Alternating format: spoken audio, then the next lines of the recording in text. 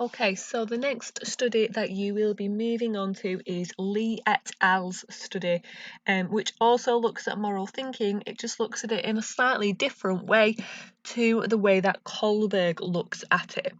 So, one aspect of moral thinking which is important is honesty.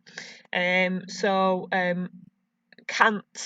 rule of morality really was that it's wrong to tell lies, and so Kohlberg saw this as kind of a universal component of morality, that you will see that telling lies is wrong, whereas other researchers suggest that there is a more kind of complicated, interchangeable link between lying and morals.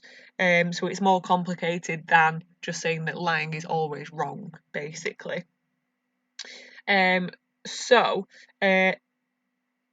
some researchers have essentially said that sometimes we might deem that honesty sometimes might conflict with another moral value, and that this may be different in different cultures. So perhaps when you are looking at like a collectivist culture, so a collectivist culture is one where the person's identity is kind of bound to the group that they are in, then actually they will see kind of the rights and interests and morals differently than if you came from an individualist culture. So that is one where your identity is kind of bound to you as a person. So actually, it appears to some researchers that honesty and like truth telling and lie telling isn't seen as kind of a universal concept. So, the idea behind all of this is that children's moral judgments about lying and truth telling primarily rely on the extent to which a verbal statement differs from factuality, so is it true or not true, and whether or not the lie appears to be punished. Now, remember that we have talked in Kohlberg's research about how, and Piaget's research, that it isn't till about the age of 11 years that children start to begin to recognise the protagonist's intention as a key factor. So, did you mean to tell the lie? Did you mean for someone to get hurt in that situation? And then, if you did mean for that, that will be treated differently in terms of morals as opposed to if you accidentally lied or you meant well by lying, for example. So there is now a general consensus that preschool children and young school-aged children are distinctly more capable of distinguishing lies from behavioural misdeeds, and can make a consistent and accurate moral judgment in similar ways to that of older children, when both the falsity of a statement and the speaker's intention to deceive are highlighted. So when the statement is false and it is clear that they meant to tell the lie, in other words. Sweetster proposed this model of lying. So they basically said that it's not just that you have this concept of lying that is based upon whether it's factual, whether they meant to, whether they actually believe in the statement, but also that it's a socio-cultural construct. And by a socio-cultural construct, it means that our understanding of lying and whether that is moral or not is influenced by cultural norms and moral values that we are socialised with. So an example of that, and something that you might want to write down for later, is that in China there is a concept of something called the unsung hero, and that may cause children to see things like lying a little bit more positively, if the lie is used to deny a good deed. So if you do a good deed and you say, I didn't do it because you don't want to get all the praise, then actually that lie might be seen as potentially more positive. So, Kohlberg conducted cross-cultural research to support his theory of moral development, but he didn't specifically focus on the art of lying. So he focused on where you place the value of human life, and he also concentrated on the motivation to kind of be obedient and follow rules. Now, in terms of understanding the development of children's concept of where lying fits with morals, we are kind of restricted with previous research, as a lot of this previous research uses children in Western countries, using children who are raised in industrialized environments, in individualistic cultures, and therefore it's unclear whether these findings are able to be generalized to children of other socio-cultural backgrounds. So this study is slightly different, as it is comparing Canadian children and Chinese children against one another, and these are fairly differing cultures.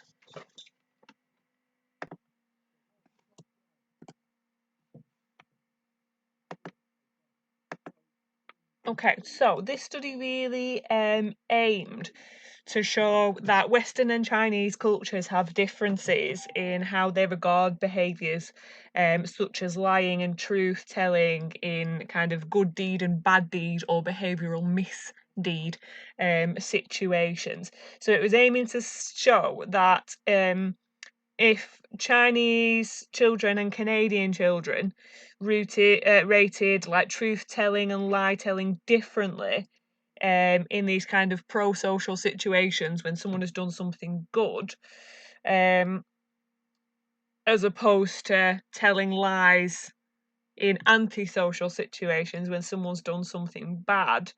How is lie telling and truth telling perceived in each culture, really? So it's investigating those cross-cultural differences between different types of stories.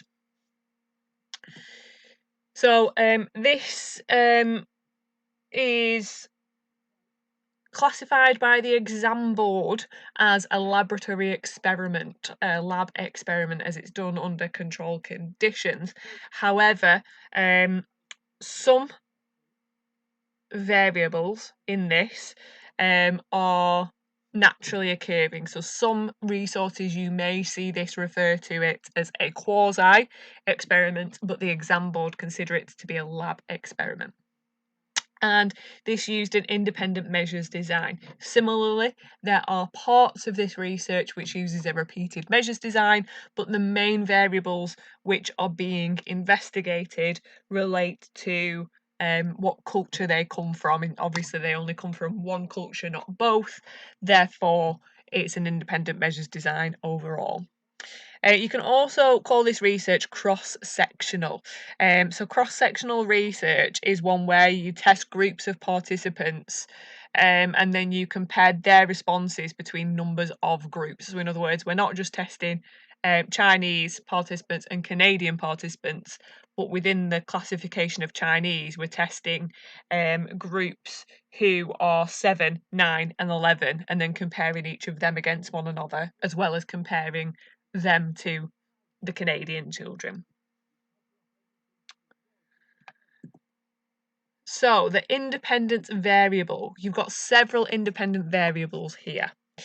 So the first independent variable is whether the participants heard the social story or the physical story. So social stories are ones which involve the main character affecting other people, so it involves people. So it might be that somebody gets hurt or somebody is helped. Whereas a physical story involves only physical acts, so it might be that the child has ripped some pages out of a book. So physical acts and usually objects as opposed to people, so it doesn't involve other people if it's a physical story. So that's the first independent variable. The second is whether the participant heard pro-social stories or anti-social stories. So a pro-social story is a child who intentionally carries out a good deed. And this would be a deed that is valued in adults in both countries. So it might be like they help somebody in a certain situation, or they clean up litter, something like that. So something that's a positive behaviour. Or an anti-social story. So an anti-social story is one which is an intentional bad deed, and again this would be a deed viewed negatively in both cultures. So it could be harming somebody, for example. Now this part of the study is where it begins to be classified just on this variable here as a repeated measures design, and that is because children were given in each like run of stories, they were given pro-social and anti-social stories, but they were only kind of then told that the physical or the social. The next independent variable is the child's ethnicity, so whether they are Chinese or Canadian. Now this is the main independence variable, this third one, and therefore that's why this is an independent measures design overall, because you can only be Chinese or Canadian in this study. And lastly, it's the child's age, so whether they are 7, 9 or 11 years old. So if we just look at these first two, then the 4 conditions involving these first two are that you're either told pro-social behaviours where somebody told the truth, pro-social behaviours where somebody told a lie, anti-social behaviours where somebody told the truth, and anti-social behaviours where somebody told a lie. Okay, in relation to these pro-social and anti-social conditions here. Okay. So the dependent variable is where the child was asked to rate both the story character's deed, so their act, either their pro-social or their anti-social act, and this ranged between very, very good and very, very naughty. And then the second thing that they're asked to rate is what the characters said, so whether they told the truth and whether they lied. And again, this is on the same scale of very, very good to very, very naughty. Now, this is how the scale was presented. So very, very good here, very, very naughty up here. You can see that it's also presented with symbols. So actually they're seeing that they get more stars here than they are for here, more crosses here than they are for here. So they've got both kind of a visual and a verbal representation of that behaviour there. So they can pick where they classify that behaviour using the symbols or using the words or both if they want. And it's just worth noting as well that we alternated the position of these on the scale so that the child wasn't just going for the first option every time. Otherwise, they would have always said they were very, very good if it looked like this. So we'd alternate very, very naughty and very, very good. So then the child's responses were converted into a point scale. So this is qualitative data that's then kind of converted to pure quantitative data here. So for example, if the child said neither, then that child was given a 0. If they said good, it was given a 1. Very, very good 2, whereas it's minus numbers if it's naughty. So in other words, the higher the score and positive, the more the child approved. And obviously if it's a negative score, then they don't approve. So in the sample, we've got 2 groups of participants. So we've got Chinese children.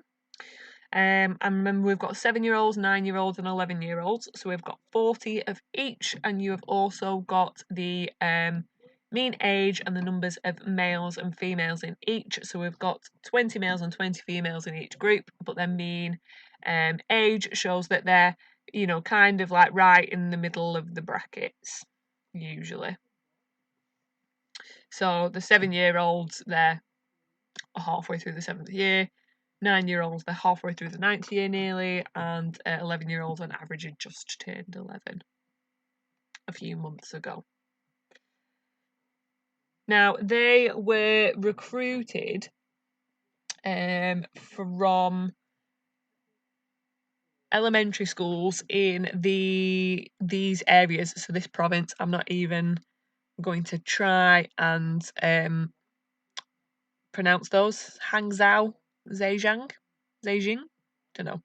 But that province in China. So this is a medium-sized city. It's the provincial capital.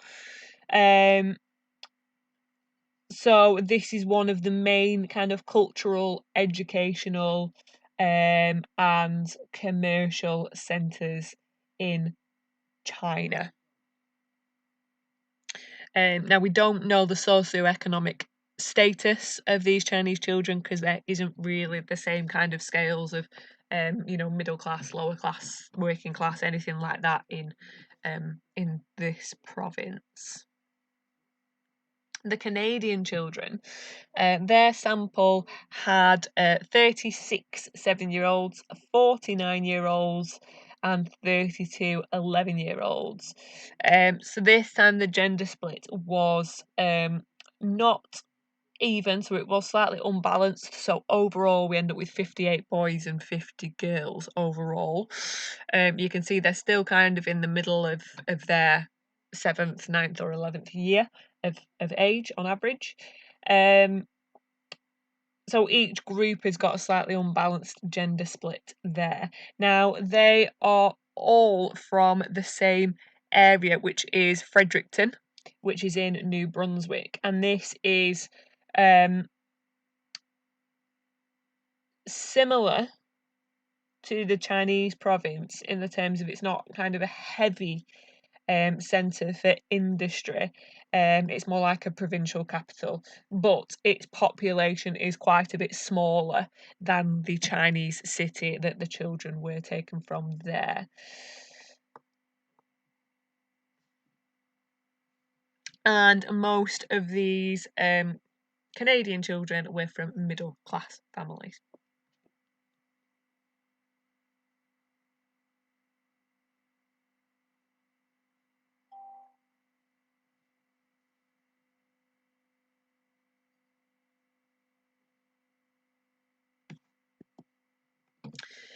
So, in terms of the procedure, the groups from each culture, so the Chinese and the Canadian children, were randomly assigned to a social story condition and the other half to a physical story condition.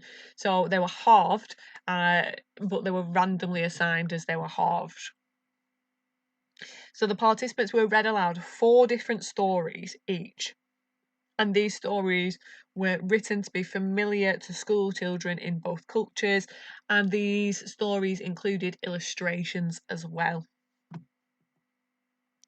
So the children are split into these 2 groups, like I say, the physical and the social, and they're counterbalanced these stories as well.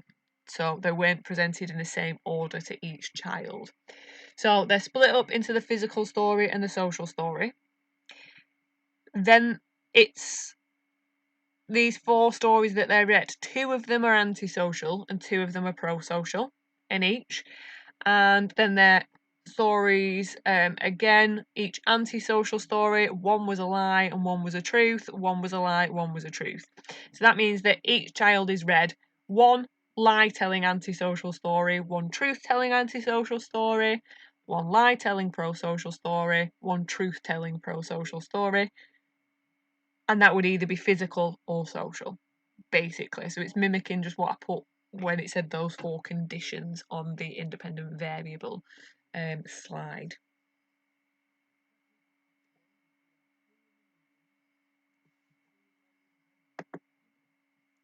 So the children read alongside the illustrations to help in their own language, and the child could respond to the scale in whichever way they preferred. So the children were first asked to rate whether the act was right or wrong, and then whether the lie or truth telling was right or wrong. So the children were seen individually on their own. The rating chart was explained, and they were told that they could use the words or the symbols or both. And the meaning of that chart was repeated at each use. So every time that the children had to use it, the meaning was re-explained to them. Okay, and like I say, the good and the naughty ends were alternated to ensure that the child wasn't just picking the first option every time.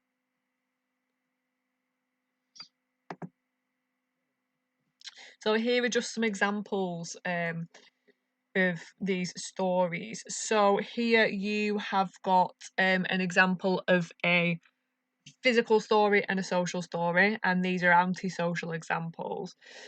So for example, if you're in the physical story condition, your antisocial truth telling story might be something like this.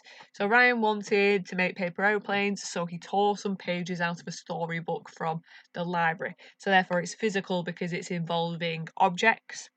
Ryan tore the pages from a storybook, and when the teacher noticed the missing pages, she said to the class, "I see someone has torn pages from this book." The teacher then asked Ryan, "Do you know who tore out the pages?" And Ryan said to his teacher, "I did it." So he told the truth. So they'd be read this first bit, and then they would be asked whether what Ryan did was good or naughty. Then they would read the second bit, and then they would have to decide whether him telling the truth was good or naughty. Whereas if you were given the social story condition, your antisocial behaviour but lie telling story might be something like this. So here is Paul. A new boy called Jimmy had just joined Paul's class, and Paul decided he didn't like him. Paul went over to Jimmy when the teacher wasn't looking and pushed Jimmy to the ground and made him cry. So it involves people, so it's a social story. And it's antisocial because he's doing something bad. So here's what Paul did, good or naughty. And then Paul pushed Jimmy and made him cry, and when the teacher came over to see if he was alright, she said, "Oh dear, Jimmy's been hurt." The teacher then asked Paul, "Do you know who hurt Jimmy?" And Paul said to his teacher, "I didn't do it." So that's a lie. So then we ask them whether what he said was good or naughty.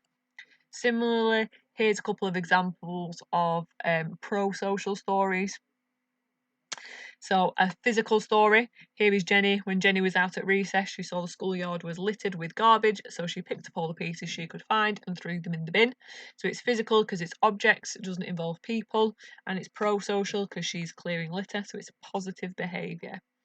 And then we ask this question, and then Jenny cleaned the schoolyard, and at the end of recess, the teacher said to her students, "I noticed that the yard is now nice and clean. Do you know who cleaned it?" And Jenny said, "I did." So she told the truth. Here is Kelly. Kelly knew that her friend Anne had lost her money for the class trip and now could not go on the trip with the rest of her class. When Anne hung up her coat, Kelly secretly put some of her own money in Anne's pocket so Anne could go on the trip. So that's a nice thing to do, so it's pro-social. And also it involves people because she's benefiting her friend Anne. Therefore, it's also a pro-social social story. So we ask if that's good or naughty. Kelly left the money for Anne, and when Anne found the money and told her teacher, the teacher said to the class, "Anne just told me that someone's given her money, so now she can go on the trip. Do you know who left the money for Anne?" Kelly said to her teacher, "I did not do it," so she told a lie. And again, they rate that from good to naughty. So this study then explicitly thanked the parents and the children and the schools for their cooperation. So this obviously suggests that they are aware that they are being studied, that they've, potentially given some kind of parental consent to take part.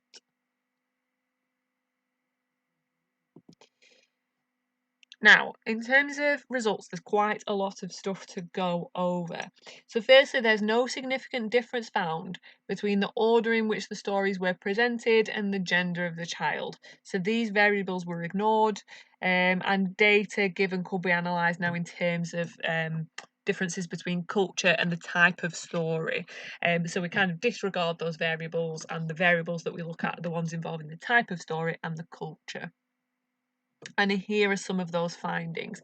So in the pro-social truth-telling stories, regardless of whether they were social or physical, most of these findings, but the pro-social truth-telling, so where somebody had done something nice and then said, "Yes, I did it," there was no significant differences found, but there was an interaction between age and culture, where Canadian children gave similar ratings across their ages, but Chinese children saw truth telling in these situations less positively with age.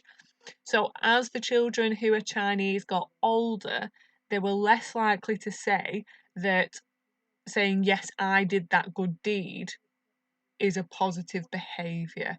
So they were more likely to reduce the rating. So they wouldn't say it was very, very good. They might say that it was neither, or they might say it was bad, or they might just say it was good instead.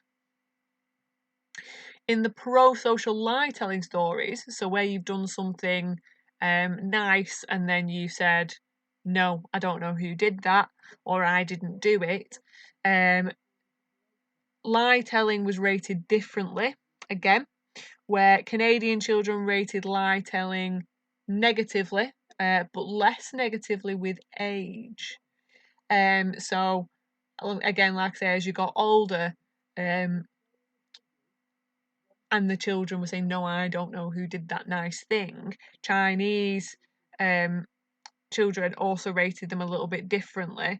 So this rating changed from a negative rating at age 7 to a positive rating at age 11.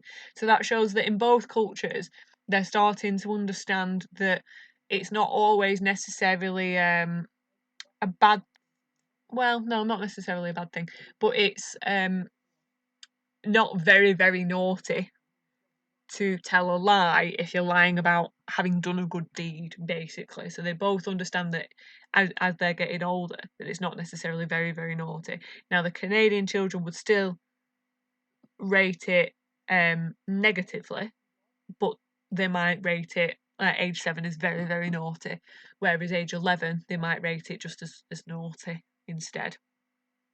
Whereas the Chinese children might have started with naughty or very naughty or very, very naughty at age 7, and then by age 11, they're giving it positive ratings, so they're saying it's a good behaviour to lie in those conditions.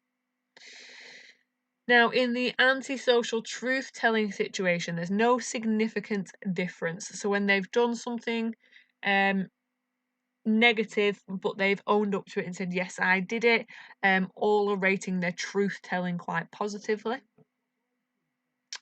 But in the antisocial lie-telling, there were significant differences between age groups. So in the situations where they're doing something negative and then they're saying, no, I don't know who did it, they showed significant differences between the age groups, and negative ratings increased with age irrespective of culture. So as you got older, you were more likely to rate it even more naughty that somebody had told a lie when they'd done something bad.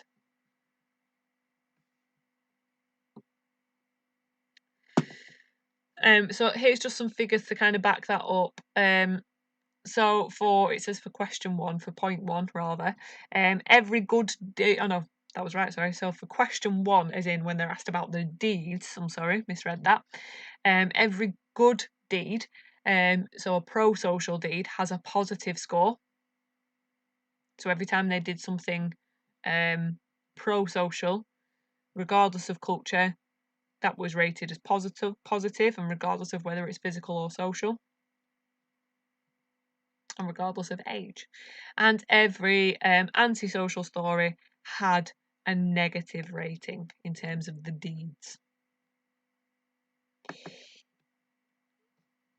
There were cultural similarities, so both cultures rated lying in antisocial situations negatively and rated telling the truth in antisocial situations as positive.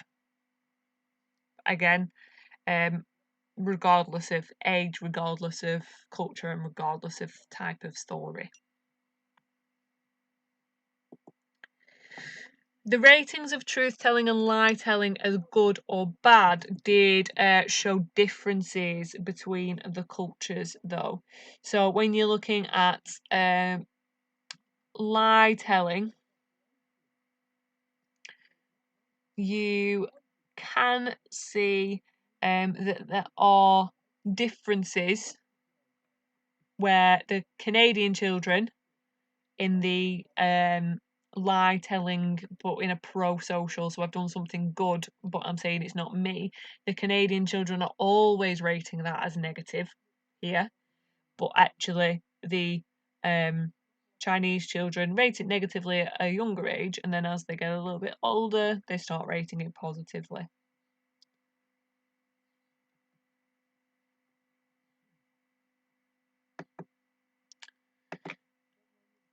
Now, there's also these ideas here. So, Chinese children differed from Canadian children in their evaluations of truth telling and lying in pro social situations. So, Chinese children tended to rate truth telling less positively than Canadians, and this increased with age. Okay, in pro social situations. So, where you have done something good and then you said, no, it's not me, the older Chinese children got, they said that was less of a positive behaviour. So this means that as they get older, Chinese children began to see lie telling in a positive light, in a pro-social situation only, and gave it a higher rating than a truth telling in a pro-social situation only. So 70% of Chinese 11-year-olds rated lying positively in pro-social, compared to only 25% of Chinese 7-year-olds.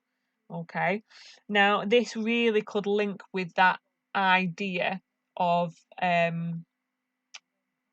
unsung hero. So this really shows that actually, if you are doing something good for somebody, you shouldn't do something positive and then say, yes, that was me, I did it. Because actually then what you're doing is kind of begging for praise, basically. So, the Chinese children rated lying in pro-social situations significantly higher. They were also, to gain some qualitative data, asked why they had given the ratings that they had. So, in relation to the negative ratings for truth-telling, so when you've done something pro-social, but then you've said, no, yes, I did it, sorry, so the truth-telling, nearly half of the Chinese children said that they had rated that as a negative behaviour because in the story the child had been begging or wanting praise. And a third of the Chinese children said you shouldn't leave your name after doing a good deed, or you shouldn't tell the teacher. And this was repeated as the reason for rating lie telling positively in the pro-social situations. The children didn't really explain why these rules existed, but they may not have felt that they needed to if this was a cultural norm to them. So they might assume that if they say, yeah, well, you shouldn't beg and you shouldn't want praise and you shouldn't leave your name when you go do a good deed, they might assume that, well, that's part of my culture and therefore you should know that as well. So I don't need to explain why. But that really links to this idea of the unsung hero. So you do good things, but you don't say, yes, I did it in order to get praise for doing it, basically.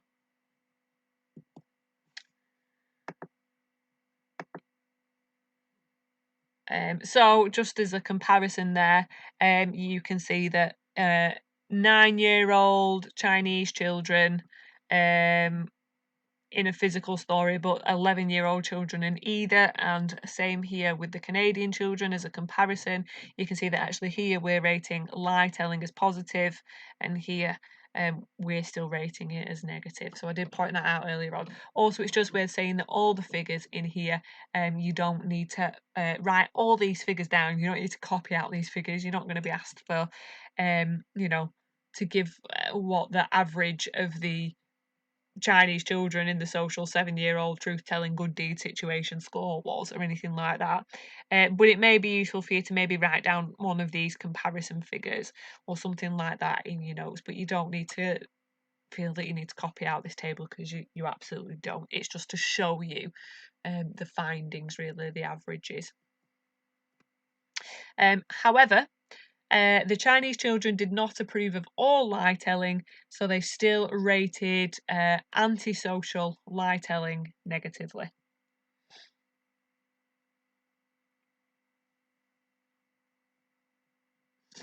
And you can just see evidence there that that is so. So you may even just want to use some of these combined findings.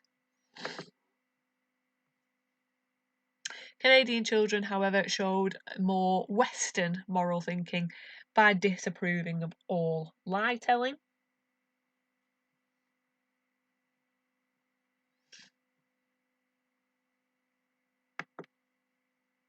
So, in conclusion,